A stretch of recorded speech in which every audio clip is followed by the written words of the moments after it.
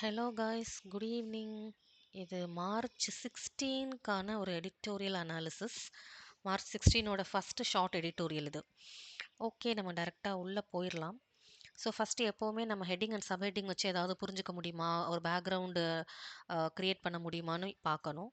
அதுக்கப்புறம் அதை வச்சு நம்ம பிளாங்காக உள்ளே போகாமல் ஒரு பேக்ரவுண்ட் இப்படி தான் இருக்கும் அப்படிங்கிற ஒரு அசம்ஷனோட கதைக்குள்ளே போகணும். ஸோ இதுதான் ஃபஸ்ட்டு நம்மளோட first step. Okay, house decorum. House அப்படிங்கிறது என்ன சொல்றாங்கன்னா, இங்க பார்லிமென்ட் சொல்றாங்க. நம்ம ராஜ்யசபா, லோக்சபா இதுதான் பார்லிமென்ட். அதுதான் வந்து இங்க ஹவுஸ் அப்படிங்கிறது. டெக்கோரம் அப்படிங்கிறது என்னது? ஒரு மேனர்ஸ் இங்க எழுதியிருக்கேன். எப்படி பிஹேவ் பண்றோம், எப்படி பேசுறோம், அதுக்கான ஒரு ரூல்ஸ் இருக்குல்ல. லைக் இந்த இடத்துல இப்படிதான் இருக்கணும் அந்த மாதிரி. ஸோ ஒரு மேனர்ஸ் இருக்கு. இவங்கள்ட்ட இப்படி பேசணும், இந்த இடத்துல இப்படி நடந்துக்கணும் அப்படின்னு. அப்ப ஹவுஸுக்குன்னு ஒரு டெக்கோரம் இருக்கு, ஒரு டிக்னிட்டி இருக்கு, ஒரு கண்ணியமான ஒரு இது இருக்கு. அப்ப அதை பத்தி ஏதோ பேச வர்றாங்க. சரி, ஓகே. அடுத்து the ruling party subheading. The ruling party and the opposition. சரி, ரெண்டு பேரும் மஸ்ட் ரைஸ், கண்டிப்பா வந்து மேலே எழணுமா, லைக் மூவ் ஃபார்வர்ட் ஆகணுமா, மஸ்ட் ரைஸ் எபோ பார்ட்டியன்ஷிப். பார்ட்டியன்ஷிப்னா என்னது? இங்க எழுதியிருக்கேன், பாகுபாடு. அப்போ பாகுபாடுனா லைக் பயஸ்டா இருக்கிறது, ஒருத்தருக்கு ஃபேவரா இருக்கிற மாதிரி, ஒருதலை பட்சமா நடந்துக்கிற மாதிரி. ஸோ பார்ட்டியன்ஷிப் அப்படிங்கிறது என்னது? இங்க பயஸ்டா இருக்கிறது. அப்போனா பயஸ்டா இருக்கிற அந்த மாதிரி நடந்துக்கிறத தாண்டி போகணும். பயஸ்டா இருக்காதீங்க அப்படின்னு ஒருத்தரை சொல்லல, ரெண்டு பேரையுமே ஆத்தர் சொல்றாரு. ரூலிங் பார்ட்டி அண்ட் அப்போசிஷன் ரெண்டு பேருமே பயஸ்டா இருக்கிற அந்த நிலையை விட்டு மேலே நீங்க போகணும், லைக் மூவ் ஃபார்வர்ட் பண்ணுங்க, இப்படி இருக்காதீங்க பயஸ்டா அப்படிங்கிற மாதிரி ஆத்தர் ஏதோ சொல்றாரு. எந்த விஷயத்துல யார் பயஸ்டா இருந்தாங்கங்கிறதெல்லாம் தெரியல. ஓகே, அதை நம்ம கதைக்குள்ள இப்ப பார்ப்போம். இப்ப இப்படி ஒரு பேக்ரவுண்ட் அசம்ஷனை வச்சுட்டு இப்ப நம்ம உள்ள போறோம். ஃபர்ஸ்ட் என்ன சொல்றாங்க? த லோக்சபா ரிஜெக்டட். லோக்சபா ஏதோ ஒன்று ரிஜெக்ட் பண்ணிருச்சு. சரி, by voice vote, voice vote. Voice vote மூலியமா எதையோ ஒன்று லோக்சபா ரிஜெக்ட் பண்ணிருச்சு. சிலருக்கு இந்த இடத்துல டவுட் வரும். லோக்சபா எதையாவது ஒன்று ரிஜெக்ட் பண்ணுச்சா, லோக்சபாவை யாராவது ரிஜெக்ட் பண்ணிட்டாங்களாங்கிற டவுட் எல்லாம் வரும். ஸோ இது எப்படி நம்ம முதல்ல எடுத்துக்கணும்னா, லோக்சபாங்கிறது ஒரு சப்ஜெக்ட், ரிஜெக்டட்னு வந்துருச்சு. ஏன் இந்த இடம் கன்ஃபியூஸ் ஆகும்னா, இந்த பைனா நம்ம பாசிவ் வாய்ஸ்ங்கிற மாதிரி படிச்சிருப்போம். பட் வந்து இந்த இடத்துல நம்ம அப்படி அதை பார்க்கக்கூடாது. Lok Sabha rejected what are resolution, ஒரு தீர்மானம். ரெசல்யூஷன்ங்கிறது இங்க எழுதியிருக்கேன், ஒரு தீர்மானம்.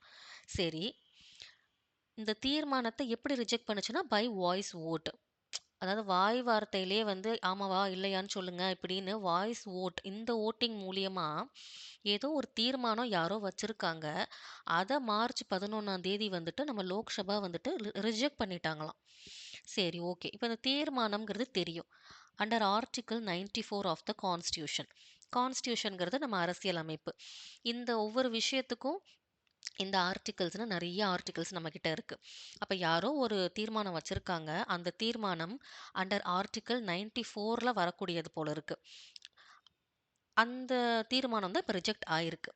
Okay, resolution under article 94 of the constitution.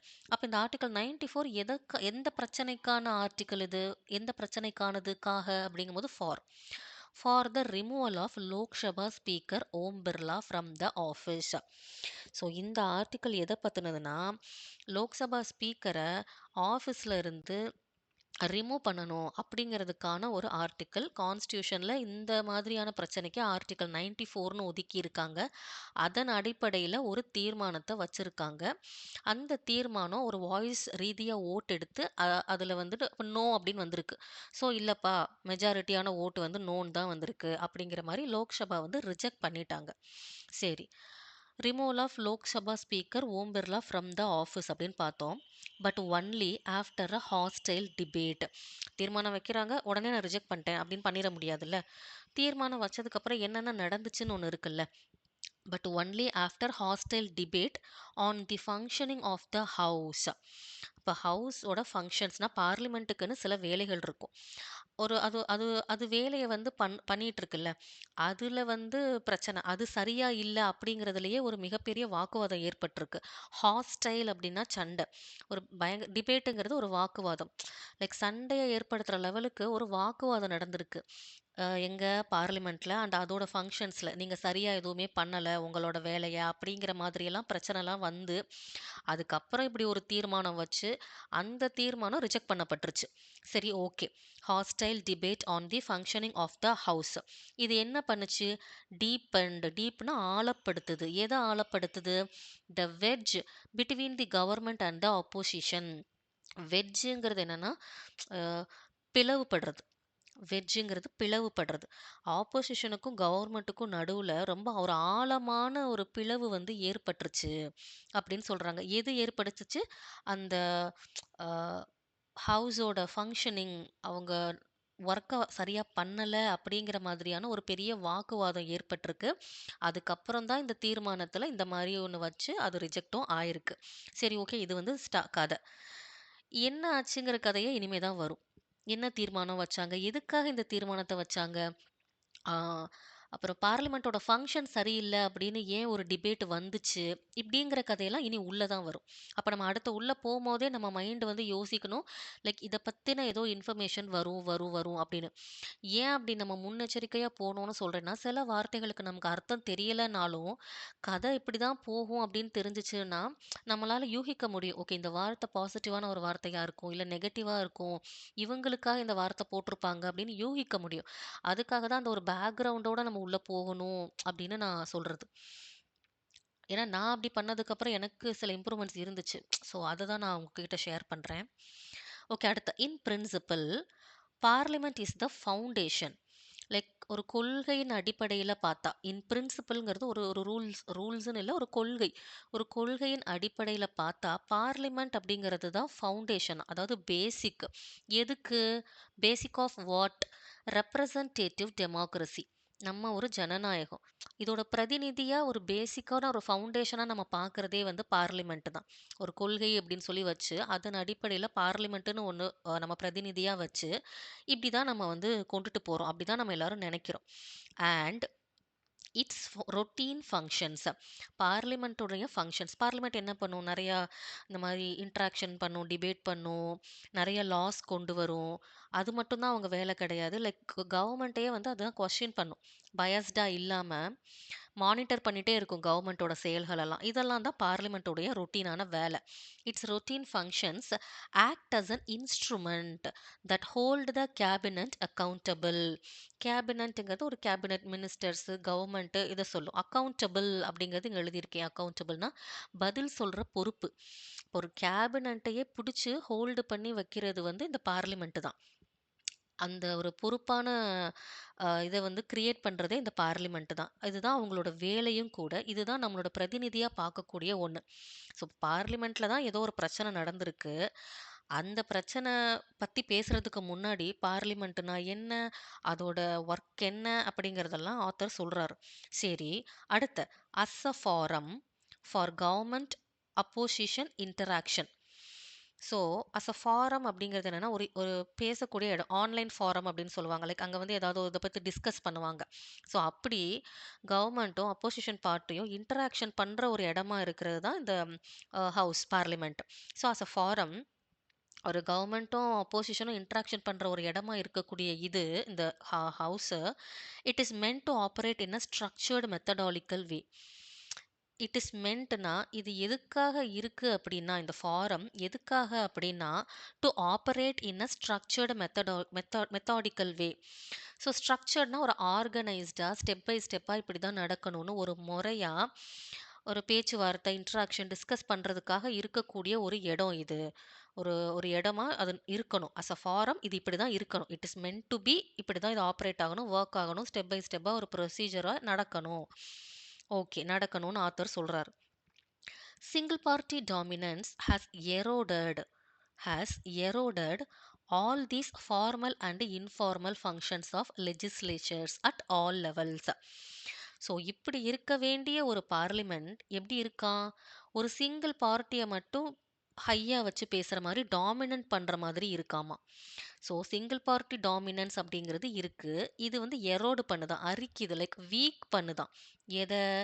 Formal and informal functions. பார்லிமெண்ட்டோட ஒர்க்கே வந்துட்டு ரொம்ப வீக் ஆகுது. அவங்க வேலைய வந்து சரியா செய்ய விடாத மாதிரி இருக்கு. எந்தெந்த இடத்துல இருக்கு? எல்லா இடத்துலயும் இருக்கு. At all levels. அப்ப சிங்கிள் பார்ட்டி டாமினன்ஸ்ங்கிறது ஒண்ணு வந்து இப்ப பெரிய பிரச்சனையா இருக்கு. ஒரு தலைப்பட்சமா வந்து பார்லிமெண்ட் நடந்துக்குது. ஆக்சுவலி பார்லிமெண்ட் அப்படி நடந்துக்க கூடாது. அவங்க வந்து லைக் ஒரு டிப்ளமேட்டிக்ன்னு இல்ல.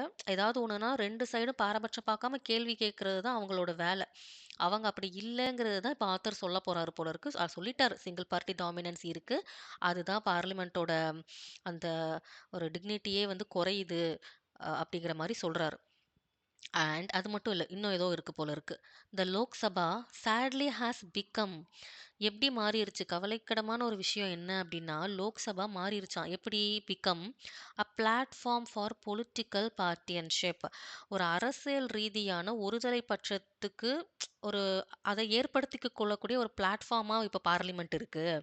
ஒருதலை சா ஒரு ஒரு ஒருத்தர் சார்ந்து இருக்கு. அதுக்கு ஒரு மேடையா அமைஞ்சிருக்கு இந்த லோக்சபா.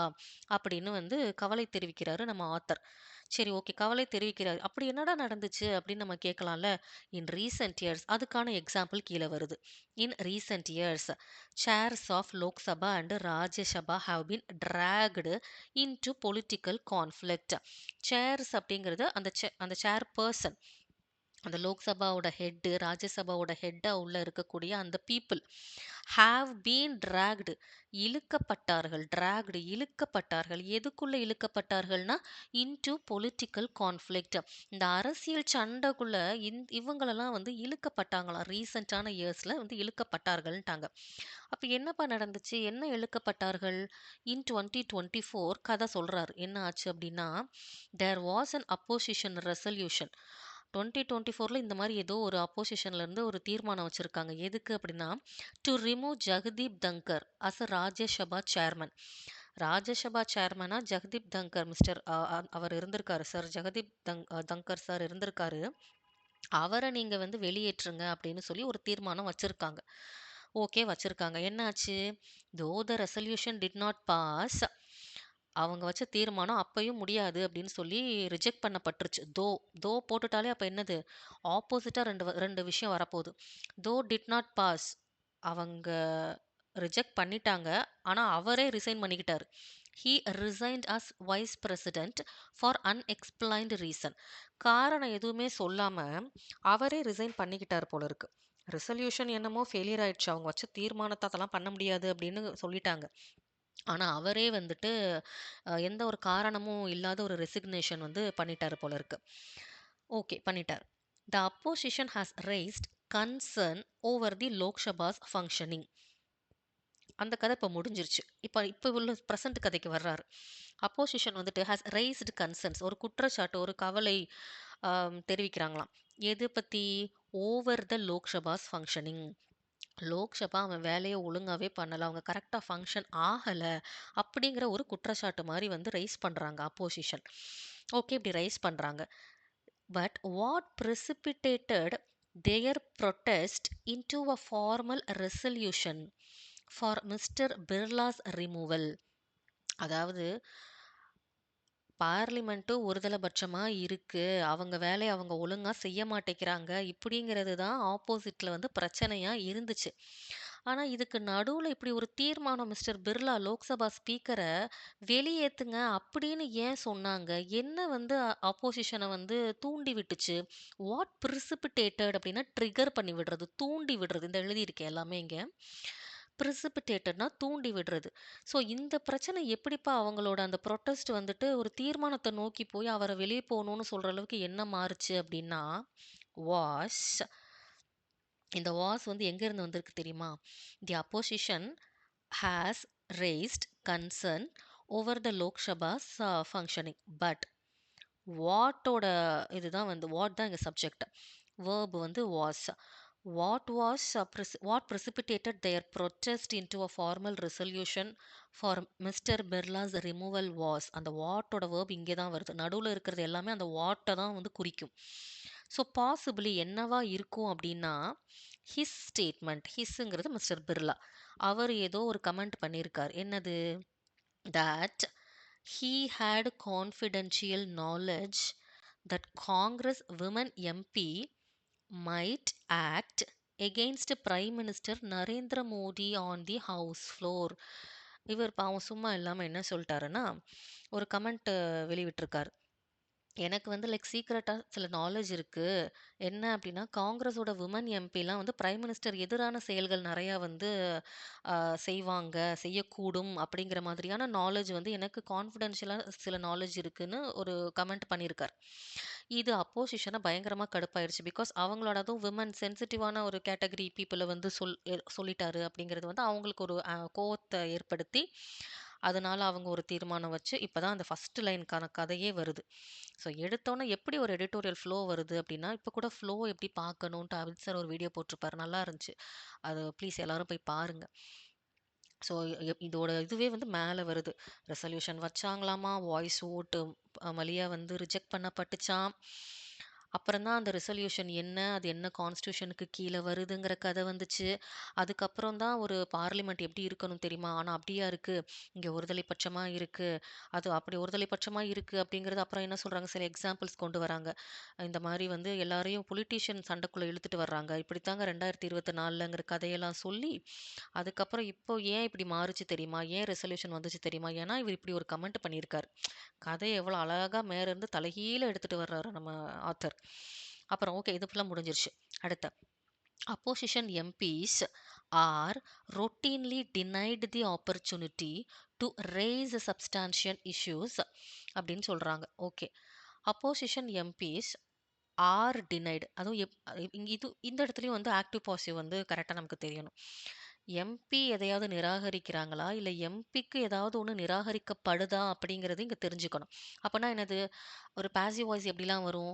பி பிளஸ் வி3 வந்துச்சுன்னா ஒரு பாசிவ் வாய்ஸ். ஒரு கேட்டகரி அப்படி சொல்லலாம். அப்ப பி பிளஸ் வி3ங்கிறது இங்க are and denied. Be plus வி3. ரொட்டீன்லி அப்படிங்கிறது டினைட குறிக்கக்கூடிய ஒரு அட்வர்ப். ஸோ, ஆர் டினைட் எப்படி ரொட்டீனாவே வந்து நிராகரிக்கப்படுது அப்போசிஷன் எம்பிய. எதுல நிராகரிக்கிறாங்க? ஒரு முக்கியமான இஷ்யூஸ பத்தி எதுவுமே ஒரு கேள்வி எழுப்பவே விட மாட்டேங்கிறாங்களாம். அதுக்கு ஒரு ஆப்பர்ச்சுனிட்டிய வந்து நிராகரிச்சுக்கிட்டே இருக்காங்களாம். யாருக்கு? அப்போசிஷன் எம்பிய பேச விடாம தடுக்குறாங்க அப்படின்னு சொல்லி அப்போசிஷன்ல ஒரு குற்றச்சாட்டு. Though the government cites statistics in its rebuttal. Opposition எம்பியும் நீங்க எனக்கு ஆப்பர்ச்சுனிட்டியே தரலங்க அப்படின்னு சொல்றாங்க. தோ அப்பனா என்னது? தந்திருக்காங்கன்னு அடுத்து ஏதோ பேச போறாங்க. கவர்மெண்ட் ஆனா என்ன சொல்லுதுன்னா, ஸ்டாட்டிஸ்டிக்ஸ் காட்டுதாம். இன் இட்ஸ் ரிபியூட்டல் அப்படிங்கிறது ஒரு குற்றச்சாட்டுக்கு நம்ம பேசுற எதிர்வாதம். இப்ப அப்போசிஷன் எனக்கு நீ ஆப்பர்ச்சுனிட்டி குடுக்கல, டினை பண்ணிட்ட, மறுத்துட்ட அப்படின்னு சொல்றாங்க. அதுக்கு கவர்மெண்ட்டோட ரிபட்டல் எதிர்வாதம் என்ன அப்படின்னா, சைட்ஸ் ஸ்டாட்டிஸ்டிக்ஸ் அப்படின்னா காட்டுது. ஸ்டாட்டிஸ்டிக்ஸ காட்டுது. ஸ்டாட்டிஸ்டிக்ஸ்னா என்னது? லைக் டேட்டாவ சொல்லுது. நான் அத்தனாவது நாள்ல உங்களுக்கு இத்தன மணி நேரம் பேசுறதுக்கு டைம் குடுத்தேன். அந்த மாரி நீங்க என்ன வேணா காட்டிட்டு போலாங்க. ஆனா ஒரு முக்கியமான எந்த இஷ்யூமே நீங்க எங்கள பேச விடுறதே கிடையாது. அப்படின்னு அப்போசிஷன் வந்து சொல்றாங்களாம். அடுத்த the speaker had disallowed leader of the opposition யாரு? ராகுல் காந்தி ஃப்ரம் கோட்டிங். ஓகே பெருசா போகுது. பிரிச்சுக்கலாம் பாதியா. இந்த ஸ்பீக்கர் யாருன்னா, நம்ம லோக்சபா ஸ்பீக்கர் இருக்காங்கல்ல, ஹேட் டிஸ்அலவுட் யாரையோ ஒருத்தர வந்து விடல. யார விடல? என்ன விடல? அப்போசிஷனோட லீடர் மிஸ்டர் ராகுல் காந்தி. அவர வந்துட்டு ஏதோ ஒண்ணு பண்ணக்கூடாதுன்னு சொல்லி அலோ பண்ணல போல இருக்கு. என்ன இதுல அலோ பண்ணல அப்படின்னா, ஃப்ரம் எதில் இருந்து அலோ பண்ணல. So from quoting former army chief Naravane unpublished memoir which discusses Prime Minister Narendra Modi's role in 2020 military standoff with China. அதாவது ஸ்பீக்கர் வந்துட்டு டிஸ்அலோட் பண்ணிட்டாரு. யார? ஆப்போசிஷனோட லீடர மிஸ்டர் காந்திய. எதுல இருந்து? From quoting former army's chief Naravane's unpublished memoir. மெமோருங்கிறது ஒரு புக்கு மாரி, டைரி மாரி பர்சனலா அவர் எழுதின ஒரு ஒரு விஷயம். பட் அது இன்னும் பப்ளிஷ் ஆகல. ஏன் பப்ளிஷ் ஆகாம இருக்குன்னா, ஏதாவது சென்சிட்டிவான கான்டென்ட் ஏதாவது உள்ள இருக்கும். யாரையாவது பத்தி அவர் பேசியிருக்கலாம். என்னமோ ஒரு காரணத்துக்காக பப்ளிஷ் ஆகல. அதுல இருக்கிற எதையோ ஒண்ணு அவர் கோட் பண்ண விரும்புறாருன்னா, சொல்ல விரும்புறாரு. அந்த சொல்றதுல இருந்து ராகுல் காந்தி மிஸ்டர் ராகுல் காந்திய வந்துட்டு அலோ பண்ணாம ஸ்பீக்கர் வந்து தடுக்கிறாராம். சரி அப்ப அந்த புக்ல என்ன இருக்கு அப்படின்னா, இந்த மெமோயர்ங்கிறது அந்த புக்க சொல்றது. புக்கோ ஆக்சுவலி இங்க எழுதியிருப்பேன். மெமோயர்ங்கிறது ஒரு நினைவு குறிப்பு. மேனுஸ்கிரிப்ட்ஸ் அப்படின்னு சொல்லுவாங்க. நம்ம புரிதலுக்காக நான் புக்குன்னு சொல்றேன். விச் டிஸ்கஸஸ் பிரைம் மினிஸ்டருடைய ரோல் அவருடைய அவர் என்ன பண்ணாரு 2020 ஸ்டாண்ட் ஆஃப் அப்படிங்கிறது இங்க வந்து சண்டைன்னு சொல்ல முடியாது. ஒரு டென்ஷனான ஒரு நிலவரம். யாருமே ஜெயிப்பாங்கன்னு சொல்ல முடியாது. இப்போ இந்தியா, சைனா பார்டர்ல இருக்குன்னா 2 பேருமே அந்த பிரச்சனை பல நாளா ஒரு டென்ஷன் கிரியேட் ஆயிட்டே இருக்கு. ஸோ 2020ல அந்த மாரி ஏதோ ஒரு இஷ்யூல வந்துட்டு மிஸ்டர் மோடியோட ரோல் என்னங்கிறத பத்தி ஏதோ எழுதியிருக்காரு. அதிலிருந்து எதையுமே கோட் பண்ண விட மாட்டேங்கிறாங்களாம். சரி, இது ஒரு பிரச்சனை. அடுத்த The microphones of the opposition MPs are frequently switched off during debates. பேசிட்டு இருக்கும்போதே அவங்க மைக்கெல்லாம் ஆஃப் பண்ணி விடுற இந்த வேலையெல்லாம் வேற நடக்குதாமா. Microphones of the opposition MPs are frequently அடிக்கடி ஸ்விட்ச் ஆஃப் பண்ணப்படுகிறது டியூரிங் த டிபேட்ஸ். அடுத்த அப்போசிஷன் ஹேஸ் பாயிண்டட் அவுட், என்ன பாயிண்ட் பண்றாங்க, ஏதோ ஒன்று சொல்லி காட்டுறாங்க, தட் ஃபெப்ரவரியில் மிஸ்டர் காந்தி, யாரு மிஸ்டர் ராகுல் காந்தி, இன்டரப்டட்னா தடுக்கப்பட்டார், passive, was interrupted 20 times while speaking. So mister Gandhi பேசிட்டு இருக்கும்போது 20 தடவை வந்து டிஸ்டர்ப் பண்ணப்பட்டாராம் during the motion of thanks to the president's address. Okay, பிரசிடென்ட்க்கு அட்ரஸ் பண்ற ஒரு இது பண்ணிட்டு இருக்கும்போது 20 தடவை வந்து டிஸ்டர்ப் பண்ணப்பட்டாராம். அண்ட் அது மட்டும் இல்லைங்க, இன்னும் ஒன்று இருக்கு. அண்ட் ஆல்சோ பிளாக்டு ஃப்ரம், ஏதோ பிளாக் பண்றாங்க. எதுல இருந்து பிளாக் பண்றாங்க? ஃப்ரம், இருந்து, from raising the Gautam Adani's investigation issues in the US and European union US trade deal. Okay, Gautam Adani அவரை பத்தின ஒரு இன்வெஸ்டிகேட் பண்ற ஒரு இஷ்யூ நடந்திருக்கு. அதை பத்தியும் எந்த ஒரு கேள்வியுமே எழுப்ப விடாம பிளாக் பண்றாங்க. யார? மிஸ்டர் காந்தி, ராகுல் காந்திய அப்படின்னு சொல்றாங்க. அடுத்தது கவர்மெண்ட் ஆர்கியூட். இதெல்லாம் வந்து மேலே ஃபர்ஸ்ட் பாருங்க, அப்போசிஷன் எம்பியிலிருந்து ஆரம்பிச்சு இதெல்லாம் அப்போசிஷனோட பிரச்சனை. நீங்க மைக்ரோஃபோன் ஆஃப் பண்ணி வைக்கிறீங்க, மிஸ்டர் நரவனே புக்ல இருந்து எதையும் பேச விட மாட்டேங்கிறீங்க. அதுக்கப்புறம் என்னது, மிஸ்டர் அதானி அவர் பிரச்சனையை பத்தி நீங்க கொஸ்டின் எழுப்பல. அவர் அட்ரஸ் பண்ணும்போது கூட ஒரு 20 தடவைக்கு மேல எங்க ஹெட்டை நீங்க பேச விடாம தடுக்கிறீங்க, இப்படின்லாம் அப்போசிஷன் வந்து குற்றச்சாட்டு வைக்கிறாங்க. அதுக்கு எதிர்வாதமா கவர்மெண்ட் ஏதாவது பேசணும்ல. கவர்மெண்ட் வந்து என்ன ஆர்கியூட் பண்றாங்க, that the opposition was given 56% of 0 hour time. I think 0 hour டைம்ங்கிறது ஆப்பர்ச்சுனிட்டி பேசுறதுக்கான டைம். அது என்னன்னு எனக்கு சரியா தெரியல. ஸோ அப்போசிஷனுக்கு வந்து சர்டன் டைம் ஒதுக்கி இருக்கோம், நாங்கள் 56% ஒதுக்கி இருக்கோம் அப்படின்னு சொல்லி நம்ம கவர்மெண்ட் சைட்ல இருந்து ஆர்கியூ பண்றாங்க. அண்ட் அது மட்டும் இல்லை, அண்ட் இன்னும் என்ன இருக்கு, that NDA MPs despite their majority received 321 supplementary questions against the opposition's 364 during his tenure. அதாவது கவர்மெண்ட் என்ன ஆர்கியூ பண்றாங்க அப்படின்னா, உங்களுக்கு தாங்க நாங்கள் 56% பேசுறதுக்கான சான்ஸ் கொடுத்துருக்கோம். என்டிஏ எம்பிங்கிறது கரண்டா இருக்கக்கூடிய அந்த ரூலிங் பார்ட்டி, அதில் இருக்கக்கூடிய எம்பி அவங்க டிஸ்பைட் தேர் மெஜாரிட்டி சொல்லிட்டாங்க இல்லையா. மெஜாரிட்டி என்னமோ இப்போ ரூலிங் பார்ட்டியில் இருக்கக்கூடிய ஆளுக தான், அவங்களுக்கு கூட 321 சப்ளிமெண்ட்ரி கொஸ்டின்ஸ் கேட்கறதுக்கான ஆப்பர்ச்சுனிட்டி தான் அவங்களுக்கு கிடைச்சிருக்கு. They received 321 supplementary questions against the opposition's 364. Like mister பிர்லாவோட டைம் பீரியட்ல, டியூரிங் ஹிஸ் டென்யூர், அவரோட டைம் பீரியட்ல அப்போசிஷன் தான் 364 கொஸ்டின்ஸ் கேட்குற லெவலுக்கான சான்ஸ் இருக்கு. ரூலிங் பார்ட்டியோட மெஜாரிட்டி எம்பிஸ் வந்துட்டு அவங்க தான் மெஜாரிட்டியான மக்கள் அங்கே இருந்தாலும் அவங்க 321 கொஸ்டின்ஸ் கிட்ட தான் எழுப்பியிருக்காங்க. ஸோ இதுலயே தெரிஞ்சுக்கோங்க, உங்களுக்கு தான் நாங்கள் பேசுறதுக்கான நிறைய இது கொடுத்துருக்கோம் அப்படின்னு சொல்லி நம்ம கவர்மெண்ட் சைடில் ஆர்கியூ பண்ணுறாங்களாம். அடுத்த home minister Amit Shah said that. So கவர்மெண்ட்டுன்னு சொல்லி பேசிட்டு அமித்ஷா ஸ்பெஷலாக அவரும் சொல்லியிருக்காரு. என்ன சொல்லியிருக்காரு, the house productivity during mister Birla's tenure had been high and that it had debated in 14 regional languages.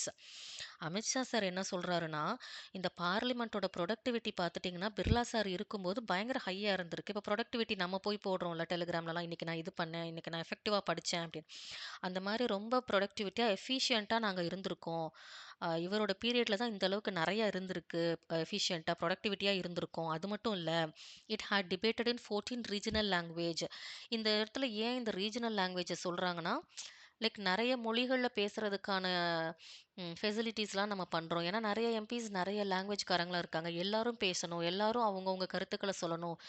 நாங்கள் எந்த லெவலுக்கு வந்து அப்போசிஷனுக்கு வந்து ஒரு இம்பார்ட்டன்ஸ் கொடுத்துருந்தா நாங்கள் இதெல்லாம் பண்ணுவோங்கிற மாதிரி இவங்க பண்ண நல்லது அப்படின்னு கவர்மெண்ட் சைடுல இருக்கிறவங்கலாம் ஆர்கியூ பண்றாங்க. ஸோ அமித்ஷாவோட கருத்து இப்படி இருந்திருக்கு. எங்க புரொடக்டிவிட்டி இப்படி இருந்திருக்கு. 16 லாங்குவேஜஸ்ல நாங்க இதுக்காக டிபேட் பண்ணியிருக்கோம் அப்படின்னு சொல்லி மிஸ்டர் ஷா சொல்றாரு. மிஸ்டர் ஷா ஆல்சோ இன்னும் விடல. இன்னும் ஏதோ சொல்றாரு. Also cornered mister Gandhi for being frequently absent from the house.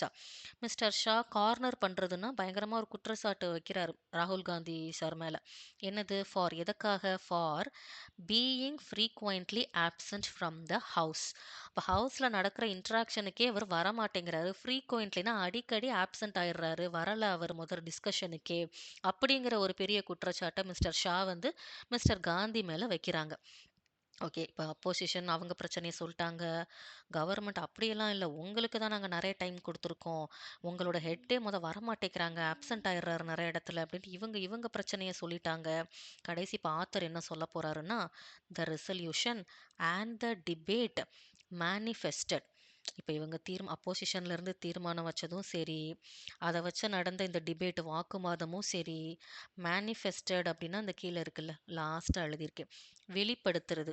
Like இதனால இது 2 வச்சு பார்க்கும்போது நமக்கு என்ன தெரியுது அப்படின்னா, மேனிஃபெஸ்டட் இந்த தீர்மானம் வச்சதும் சரி, இந்த வாக்குவாதங்களும் சரி, என்ன வெளிக்காட்டுது அப்படின்னா, a deeply fractured polity in need of urgent corrective measures. 2யும் இப்படி பிரிச்சு பிரிச்சு பார்க்கணும்.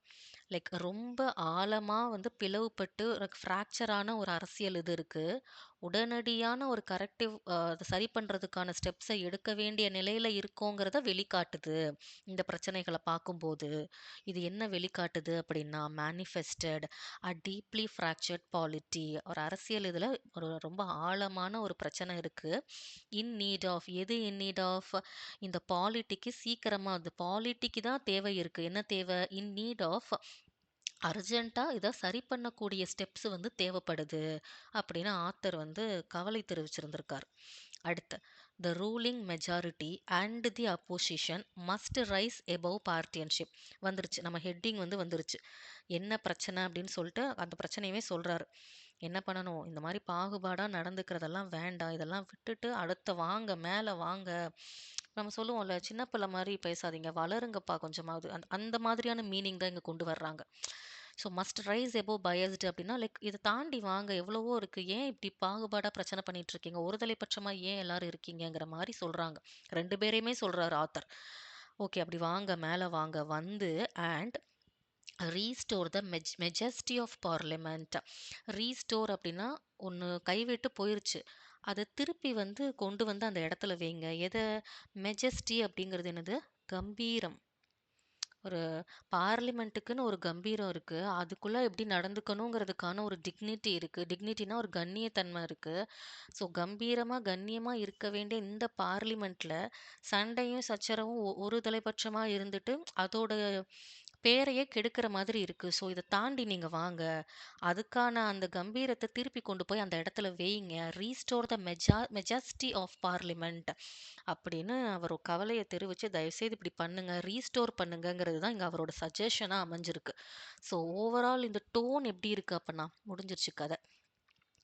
டோன் கன்சர்ன்டா இருக்கு.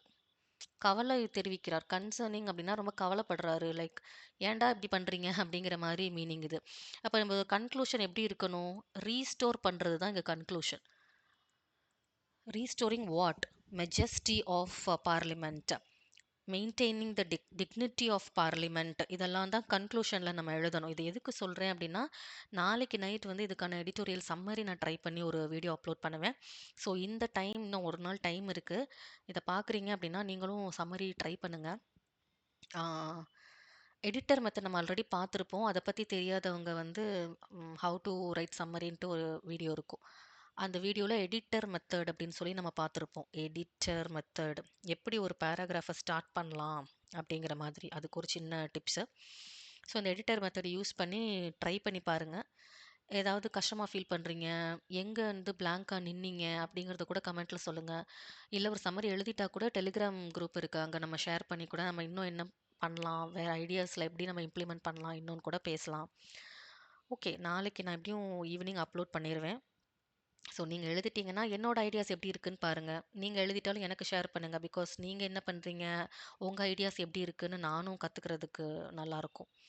ஓகே. இதுல வேற ஏதாவது மாத்தணும், இல்ல இன்னும் இப்படி சொன்னா நல்லாருக்கும் அப்படிங்கிற ஏதாவது சஜஷன்ஸ் இருந்தா கூட கமெண்ட் செக்ஷன்ல சொல்லுங்க. அவ்வளோதான் காய்ஸ். இன்னைக்கான கதை முடிஞ்சிருச்சு. ஓகே. டாட்டா. Bye by.